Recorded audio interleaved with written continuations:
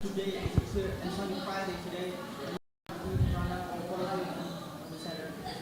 Check, check, check, check.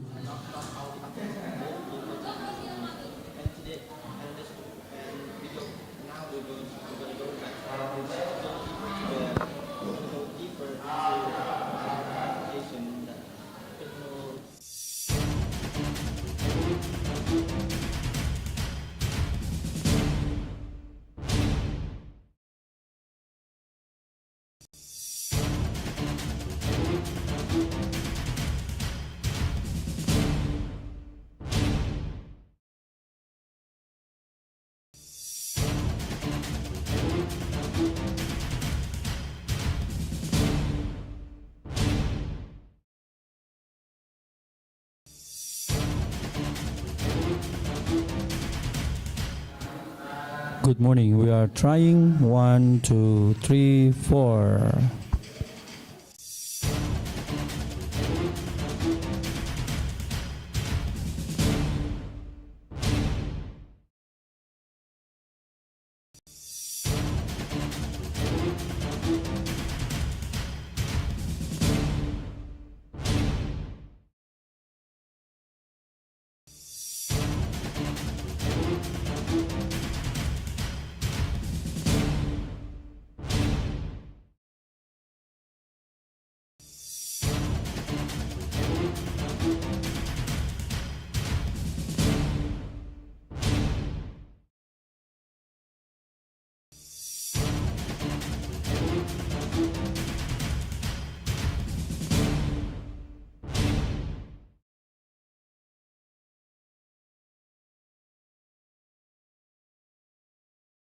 Check, check, test, test.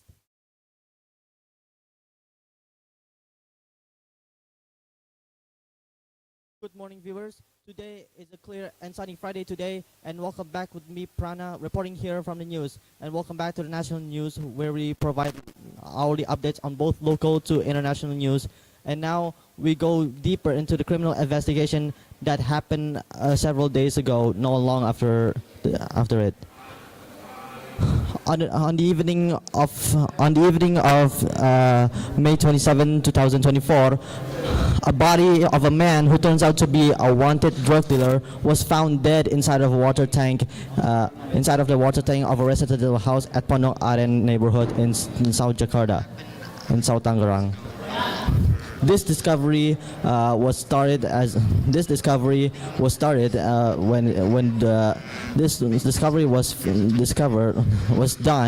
as as an unpleasant odor came from the water that has been used for days. Several days prior, before the midnight of May 19, a neighbor heard a commotion that was heard not far from his house. He came to his neighbor's house, Mr. Sutrisno, whatever Mr. Sutrisno was having an argue with his wife, only to find out that Sutrisno's son, and tells that his father went away for badminton. Sutrisno's son does hear the commotion, but only assumes that it was ghost sounds. 6 days later, Sutrisno's wife complained about the household water that turned foamy, cloudy, and foul-smelling. In the following day, the situation gets worse as the water becomes slimier and more odoriferous.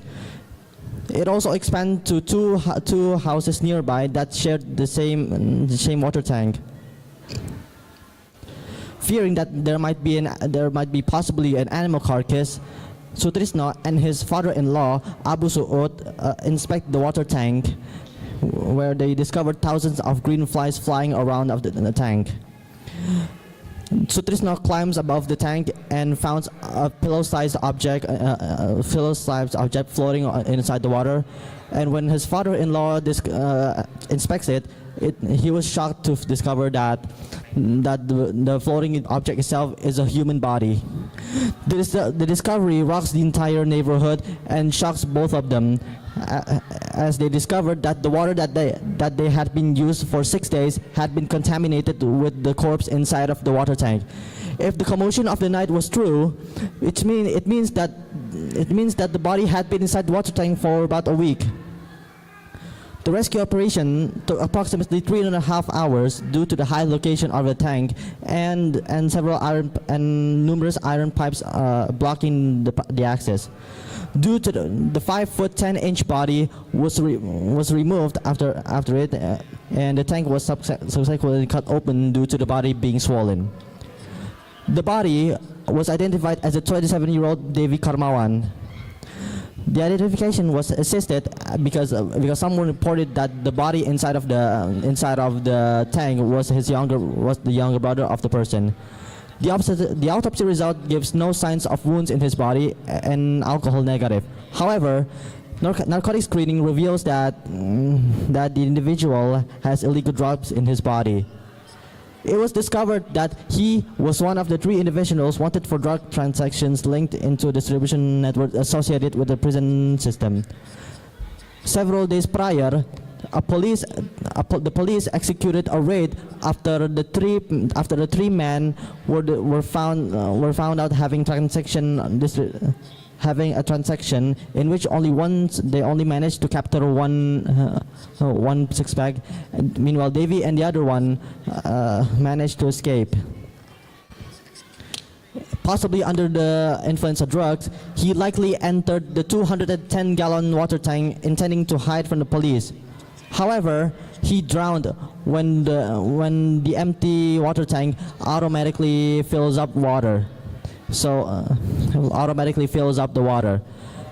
The police could not confirm how long it took for Devi to finally die. The police could not confirm how long does it take for Devi to finally die, and the question remains unanswered of how he could close the lid tightly while it has no inner handle. Following the incident, many parties concerning about the health of individuals who had already used the water. The internal medicine specialist, Dr. Stefan Sumantri, highly recommends that all of the water users to go to the hospital for health checkups, as the water the water they had used already contains bacteria and toxins as it is contaminated by the corpse inside of the body.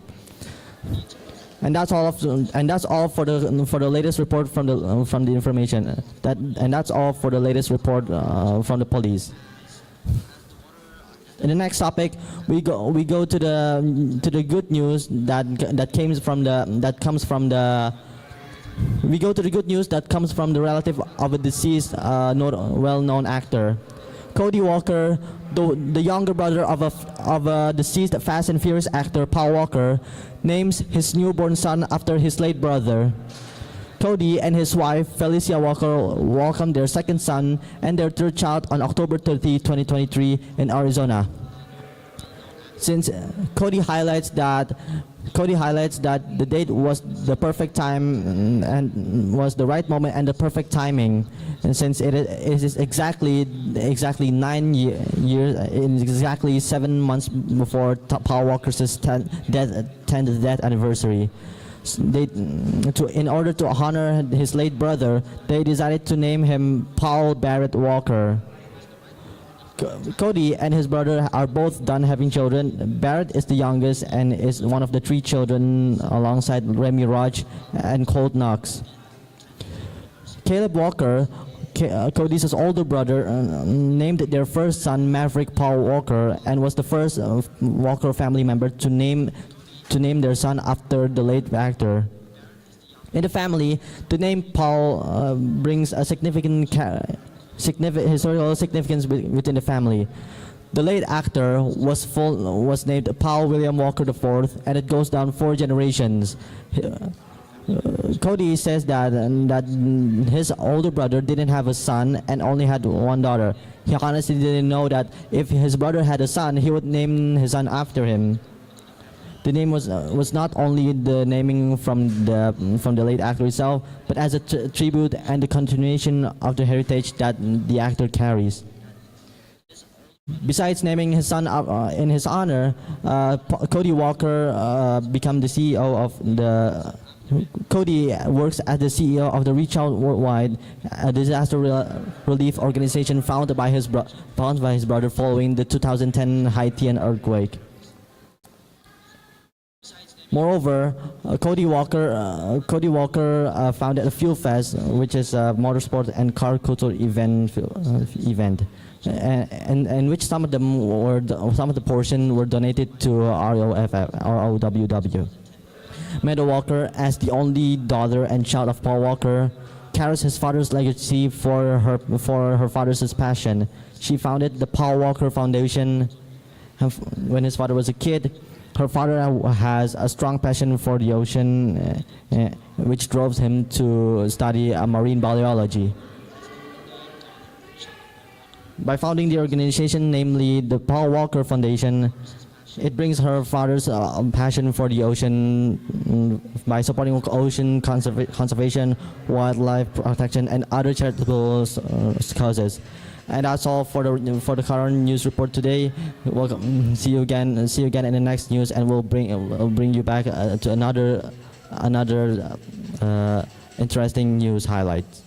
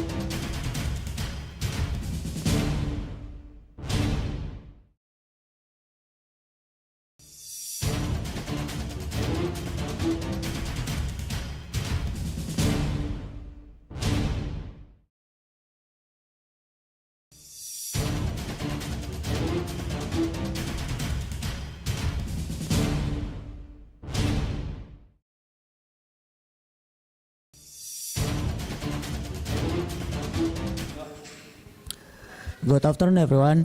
Thank you for joining us on News Update. I'm Randy, and today's report is about the situation at Indonesian lawmaker Ahmad Saroni house after protesters entered and damaged the property. On Saturday, August 30, 2025, protesters in Jakarta ransacked the home of lawmaker Ahmad Saroni. The house was reported to be heavily damaged after hundreds of people threw objects and forced their way inside. The crowd broke through the front gate and entered the house, taking several personal belongings. Live stream videos by activist groups quickly spread on social media, showing people carrying items out of Saroni's home. According to reports, the items taken included expensive watches, designer bags, jewelry, and even a safe box. Some videos also showed his luxury cars and toy collection being damaged and vandalized by the crowd. The attack was believed to connect to Saroni's recent controversial comments about the debate over dissolving the Indonesian parliament. He had referred people supporting the dissolution as the dumbest people in the world. The Criminal Investigation Unit of the North Jakarta Police assisted in returning out some of Saroni's belongings that had been taken. The family announced that they would not pursue legal action against protesters who returned the item voluntarily, either through the police or directly to the household. That's all for Ahmad Saroni report. On the next report, we are going to explore a warm dish that not only can warm your stomach, but also you heard called bakso. Bakso or meatball with warm broth is a very familiar and well-loved food among Indonesians. No matter the weather, a bowl of bakso can always lift your mood, especially with the smell of the broth mix with chili sauce or sweet soy sauce. In the city of Bandarlampung, there is one famous place that was served bakso for many years. Bakso and mie ayam Son Haji Soni. For the people of Lampung, this shop is not new at all. It has been around since 1999 and is still one of the popular spots in the city. The main menu that everyone comes for is, of course, their classy bakso. Even though it looks similar to regular meatballs, bakso Soni continues to attract long lines of customers. Interestingly, they don't follow trends like the modern bakso with giant sizes or unusual toppings. They keep it simple, but people love it. The price is also friendly. A plain bowl of bakso without vegetables or noodles costs 20,000 rupiah, and the same price applies if you want noodles added. For noodle lovers, there is also chicken noodle with meatball for 20,000 rupiah, or chicken noodles without meatballs for 14,000 rupiah. What makes this bakso special is the broth.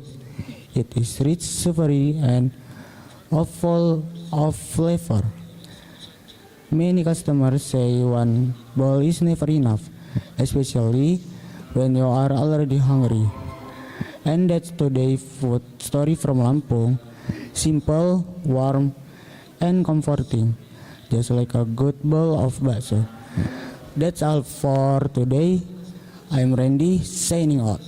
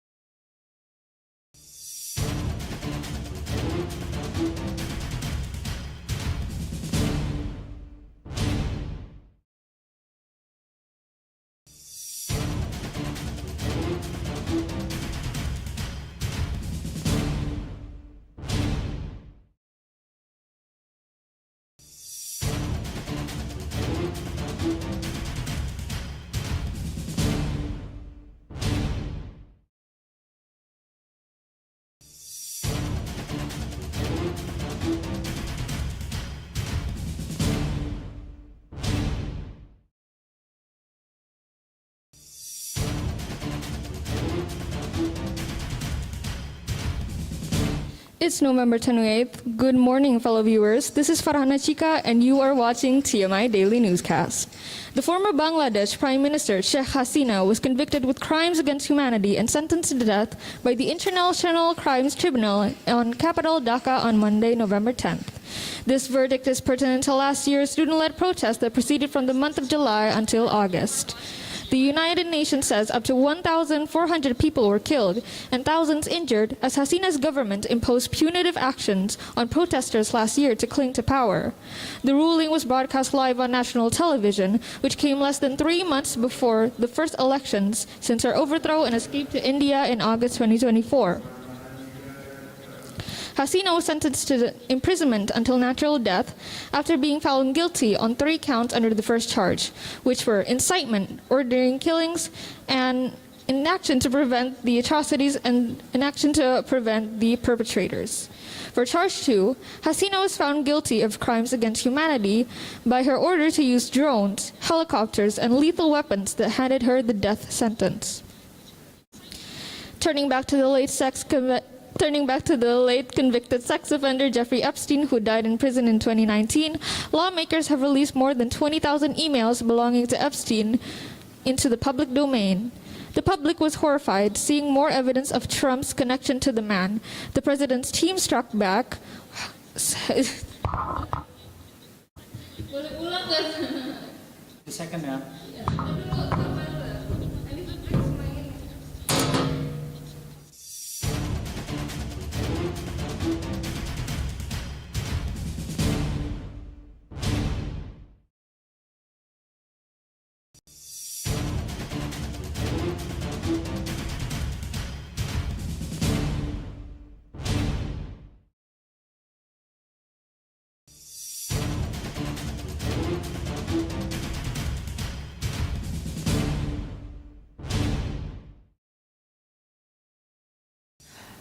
Okay viewers, welcome to Fun News Bandarlampung with me Pudenjani. So first our story is Grand Lampung has soft evening lunch located on the 3rd floor Grand Mekar hotels. And the small brew new Randy are attracting crowds, and concept is about lifestyle and experience family, which is basically it's not just mall, it's hangout space. The more planet for tons for tasty located food and GV cinema. And bright, colorful credit. Management says that mall become the new favorite spot for the people for Bandarlampung because on the highest floor. Next, Karang Indah Mall or KIM.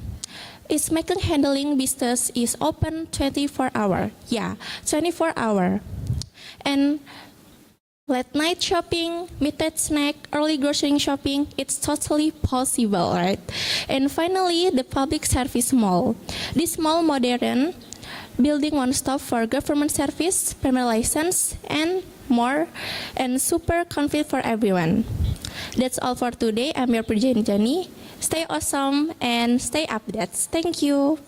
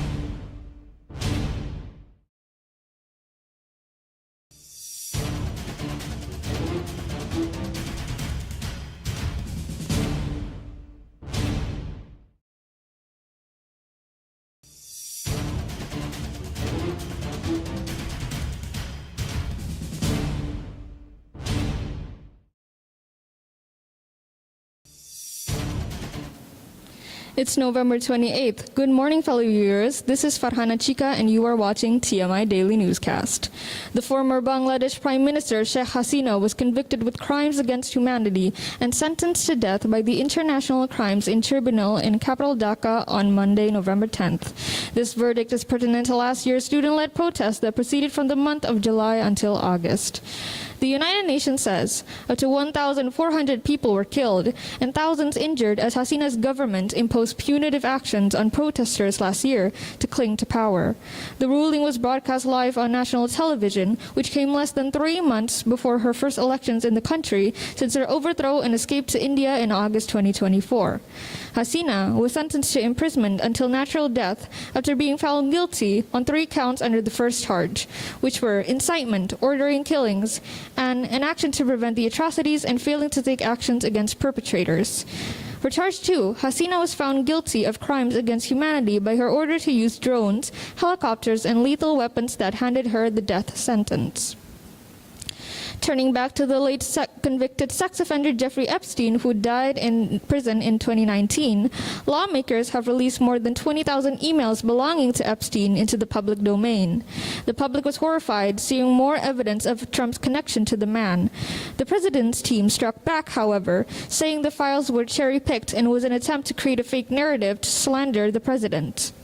Trump was a friend of Epstein's for years, but the president has said they fell out in the early 2000s, 2 years before Epstein was first arrested.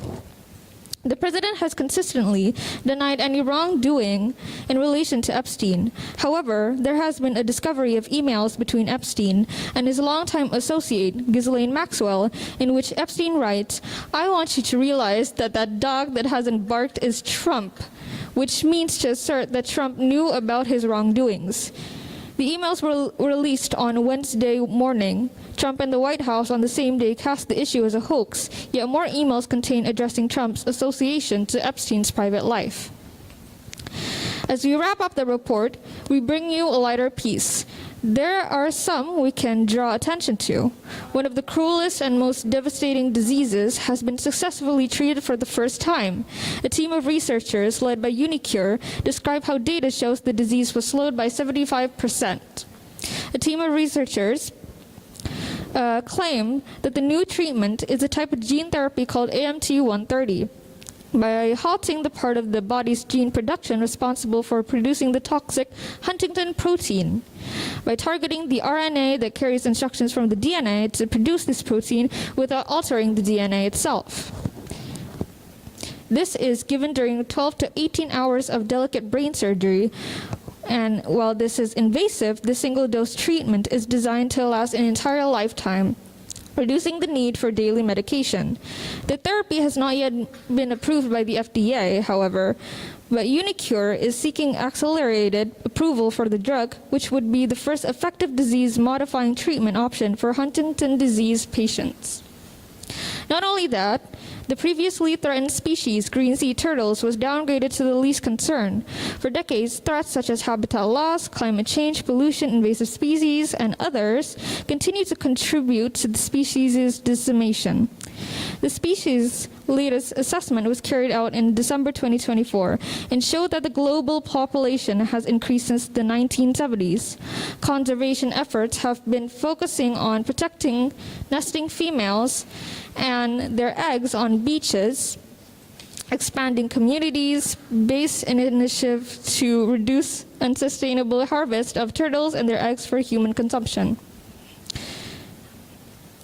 Despite multiple threats, conservation efforts have been successful in many places around the world. Now, with all the occurring events in the world, these are the headlines that I give you today, highlighting the most recent and significant events in the world.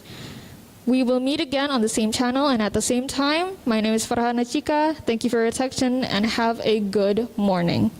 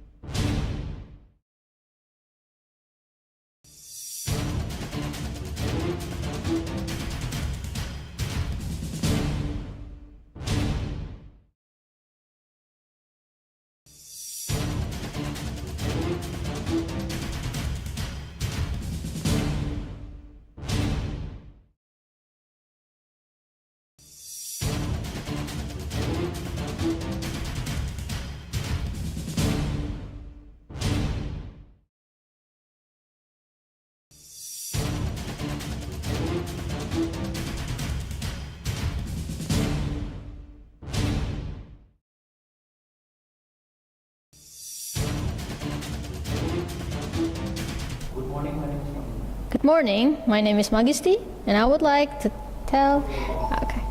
Okay.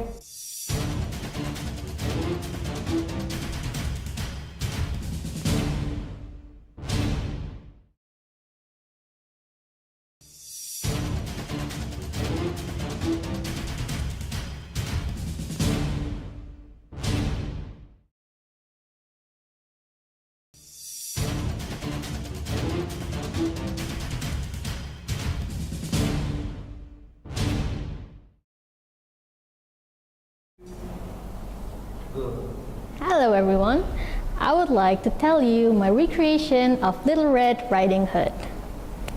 So, once upon a time, somewhere in 2035, there lived a beautiful blonde girl who lived in a revolutionary city with her mother. She has a grandmother who lived far near the forest, away from the future everyone was living in. Her grandmother found advancing technology to be terrifying, so she lived far, far away. When she was little, her grandmother gifted her a beautiful riding cloak. It was velvet and red like ruby. So everybody in the city called her Little Red Riding Hood. And one day, her mother called, "Little Red Riding Hood, your grandmother is very sick. I would like you to go to her house and hand her this little basket of bread and honey." Little Red Riding Hood answered, "Yes, mother." And then her mother reminded her, "But be careful, the forest is an ugly place. Don't forget to use your digital map and don't talk to strangers. Get to your grandmother's house soon and be safe." And Little Red Riding Hood once again replied, "Yes, mother." And there she goes. Little Red Riding Hood went through the forest with one hand holding the little basket and one holding her digital map. And she followed the direction keenly. It detected the best routes, the safest, and the fastest.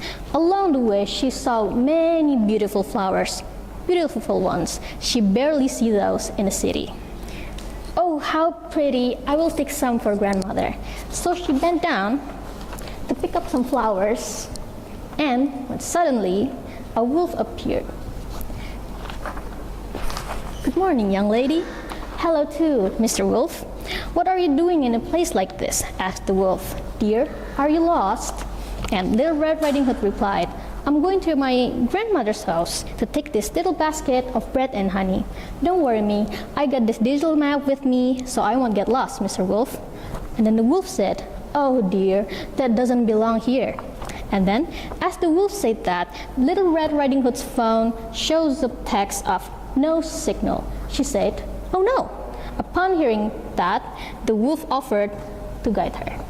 The two talked along the way to her grandmother's house, and the wolf once asked, "Dear, why doesn't your grandmother live with you and your mother in the city?"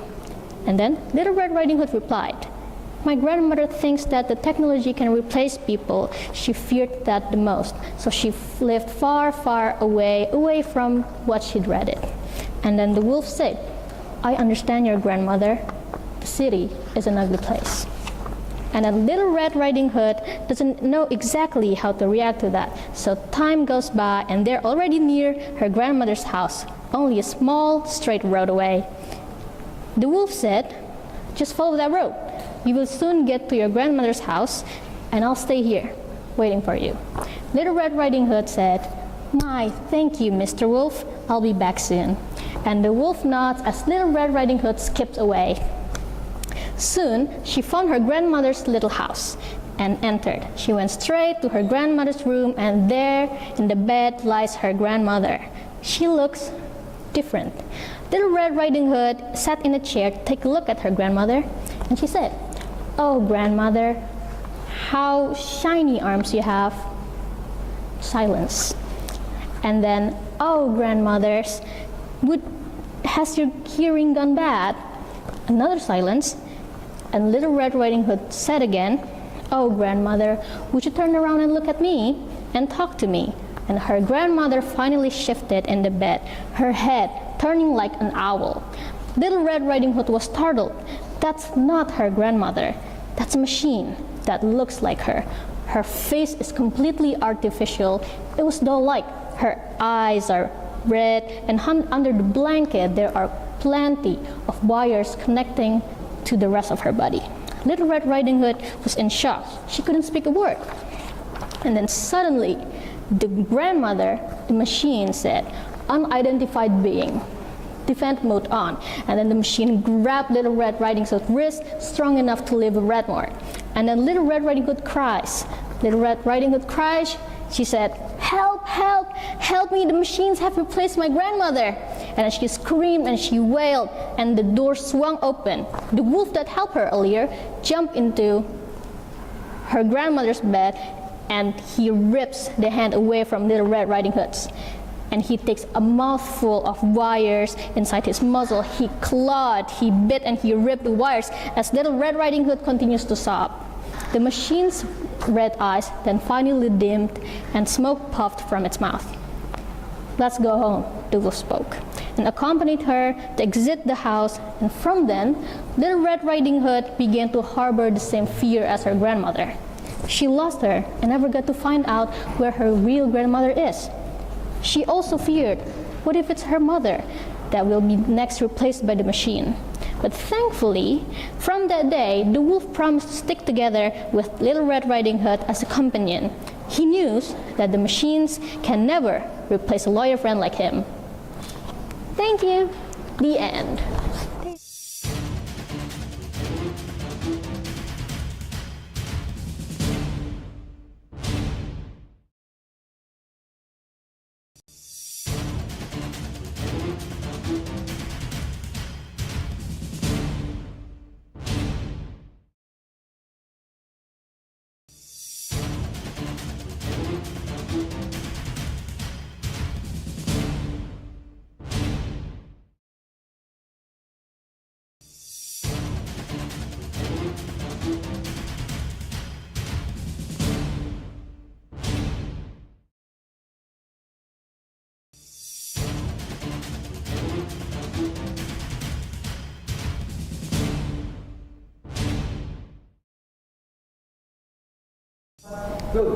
Good afternoon, my brothers and sisters. Thank you for joining us on this new update. I am Tony, and today's report is about Ahmad Soronis and the protesters. You know what happens? I'll tell you. That is my job, after all. According to the report, there were a group of people. Well, not just a group, but a crowd. You know, crowd surfing? It's like that, but with a lot more people. They broke in forcefully using rocks, or even pulling down the gate. OMG, that is such not good thing. According to the report that we got, those taken were luxury watches, just toys, designer bags, and according to the report, even vehicles and toy collections were badly damaged. RIP to the Lamborghini, I guess. Yes. And according to the Metro North Jakarta's police, they are having the people returning back the things either voluntarily, and Ahmad Saroni and his family won't take legal action. And according to the report, he got this because in the parliament he had referred to the people supporting the resolution as the dumbest people in the world. Personally, that would make me mad too. Now, let's see. That's all for today. From the Ahmad Saroni's report. Have a good day and stay safe. And don't worry, we are not a parliament. They won't attack us.